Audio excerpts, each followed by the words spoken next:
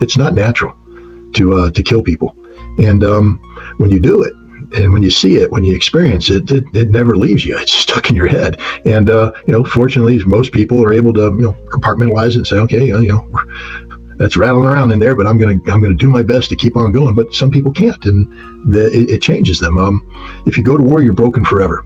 Some people are broken a little bit, some people are broken totally, but you're broken. And we need to understand that all these nice, healthy young men and women who could be such an important part of our society, when we send them to war, they break. When they come back, they're broken. And then it's society's obligation to fix them, but we can't fix them. You can't. All you can do is bind their wounds and hope that the scars aren't too deep, aren't too crippling. But it just bothers me when I see people out there promoting the continuation of this conflict, the expansion of this conflict, as if this is a good thing. It's not a good thing. This war should never have been fought. The Russians put a peace proposal on the table in December of 2021. The West said no. See, the West only dictates outcomes. They never negotiate solutions. As Mr. Scott Ritter has repeatedly pointed out, the dynamics of modern warfare have shifted dramatically. In the past 24 hours, as we meticulously track the unfolding events in the war, it becomes increasingly clear that this conflict has entered a new phase one, defined not by rapid advances or decisive battles, but by a slow, grinding war of attrition.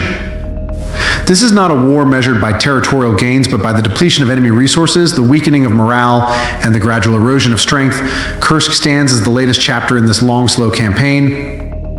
And as we examine the battlefield, it becomes evident that what Ukraine may perceive as progress is nothing more than a fleeting mirage, a reflection of last year's disastrous campaign in Zaporizhzhia. Last year, we watched as Ukraine boldly declared its intentions to cut off Russian supply lines, march into Crimea, and sever the connection between Zaporizhzhia and the Russian Federation. But for all their bluster, what did they achieve? In the first 10 kilometers of that offensive, Ukrainian forces suffered massive casualties, thousands of lives lost in a doomed push that failed to break the Russian lines. Today, we see the same story playing out in Kursk, with the Ukrainian command overestimating their capabilities and underestimating Russia's unyielding defenses. In their pursuit of glory, they have forgotten the true cost of war, cost they continue to pay in blood and broken equipment. And yet, as we delve deeper, the lessons of history are ignored, and the reality on the ground remains grim for Ukraine. Inspector Scott Ritter has long analyzed the futility of attritional warfare, particularly when one side is overconfident. To truly understand the futility of Ukraine's current offensive in Kursk, we must reflect on their previous failures. In Robotyne, the initial thrust seemed promising. The Ukrainians advanced swiftly through the first few kilometers, and their media and political machine celebrated every small gain as if it were the beginning of a grand campaign. But what happened next? After advancing just 10 kilometers, they encountered fierce resistance from Russian forces who had dug in deep and prepared for a war of endurance. The reality was brutal. For every meter gained, Ukrainian forces suffered enormous losses. Thousands of soldiers perished in a matter of weeks, and their momentum quickly stalled. What was hailed as a breakthrough turned into a grinding battle of attrition, with Ukraine losing ground almost as quickly as they had gained it. Today, we see the same pattern in Kursk. Ukrainian forces have made some small gains, but they are advancing into a trap once set by Russian forces who have learned from their own experiences and adapted their strategies accordingly.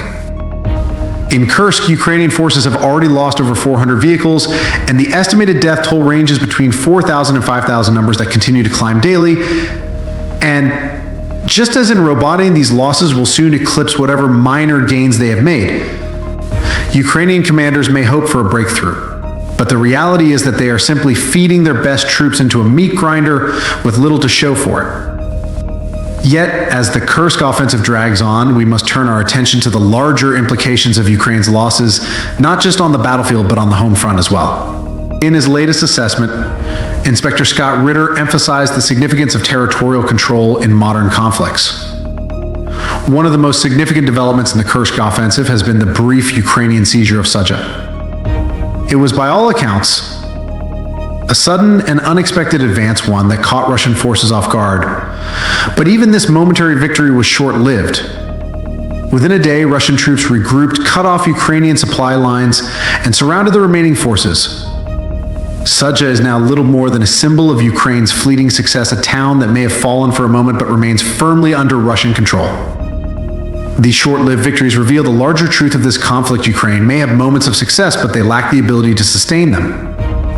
Russian forces have perfected the art of elastic defense, pulling back when necessary, only to strike back with devastating force when the moment is right. Kursk is no different. Despite Ukraine's initial gains, their offensive is faltering and they are now on the defensive in many areas. As we look ahead, it is clear that Ukraine's chances of making any significant breakthroughs in Kursk are slim. Their forces are overstretched, their equipment is depleted, and their morale is wavering. And yet, despite these setbacks, they continue to push forward, hoping for a victory that seems increasingly out of reach. But the consequences of these failed offensives are not just military, they are political as well. As we turn our attention to Kyiv and the desperation now gripping Ukraine's leadership, as highlighted by Inspector Scott Ritter, the lack of proper military training has dire consequences on the battlefield. Yesterday, the Associated Press released a damning report on the state of Ukraine's armed forces. The report revealed that many of the soldiers now being sent to the front lines have received little to no training, conscripts pulled from the streets and thrust into battle with minimal preparation. It is no wonder that these troops are struggling to hold their ground. They are not just fighting against a well-equipped and experienced Russian military, they are fighting against their own lack of preparation. According to Ukrainian commanders, many of these conscripts have never even fired a weapon in combat. They are sent into the trenches with outdated rifles, insufficient ammunition, and little more than a hope for survival. One commander of Ukraine's famed 47th Brigade lamented that his troops were so ill-prepared that they could barely distinguish between friend and foe on the battlefield. These untrained soldiers are not just a liability, they are a ticking time bomb. Their lack of experience leads to fear and panic, and this panic spreads through the ranks like wildfire, leaving entire units in disarray.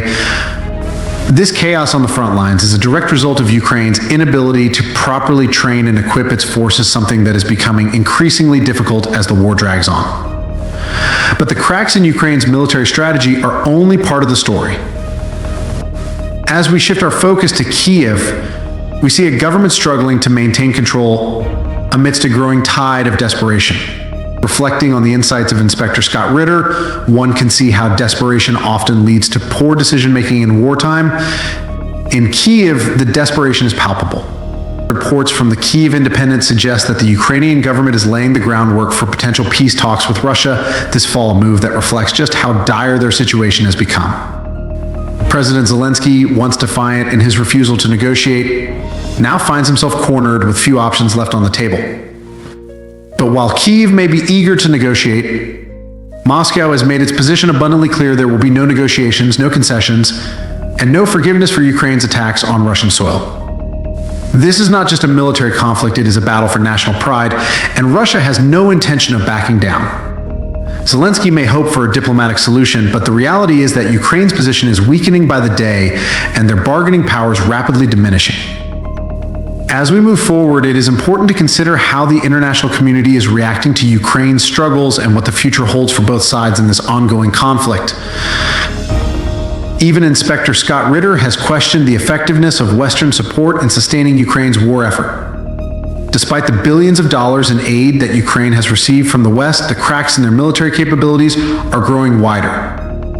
Bloomberg recently reported that even with continuous support from the United States and Europe, Ukraine's ability to match Russia's military production is woefully inadequate. For every shipment of Western arms that arrives in Ukraine, Russia continues to churn out tanks, artillery, and missiles at a pace that Ukraine simply cannot match. Ukraine's reliance on Western aid has placed them in a precarious position. While they can sustain defensive operations for the time being, their ability to launch successful offensives is rapidly diminishing. Without a significant increase in resources, Ukraine's window of opportunity is closing fast. And as the Kursk offensive drags on, it becomes increasingly likely that Ukraine will be forced to shift its focus from offense to defense, and admission that their current strategy has failed.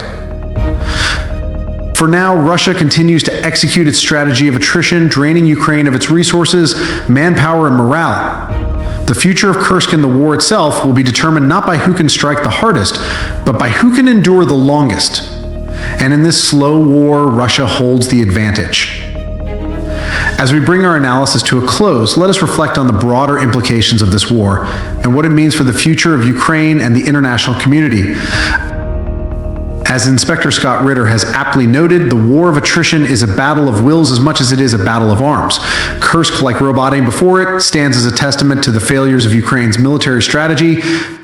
The slow war that Russia wages may not capture headlines with flashy victories, but it is a war of endurance, one that will ultimately decide the fate of this conflict. Attrition, the slow wearing down of enemy forces, is not just a strategy for Russia, it is the key to their success. And as Ukraine's resources dwindle and their forces crumble, it becomes ever clearer that this war will be won not by those who fight the hardest, but by those who can endure the longest. Thank you for joining us as we continue to cover this evolving conflict. Stay informed, stay vigilant, and we will be here to provide you with the latest updates as the situation unfolds. Until then, remember the slow war may be less dramatic, but its consequences are far more enduring.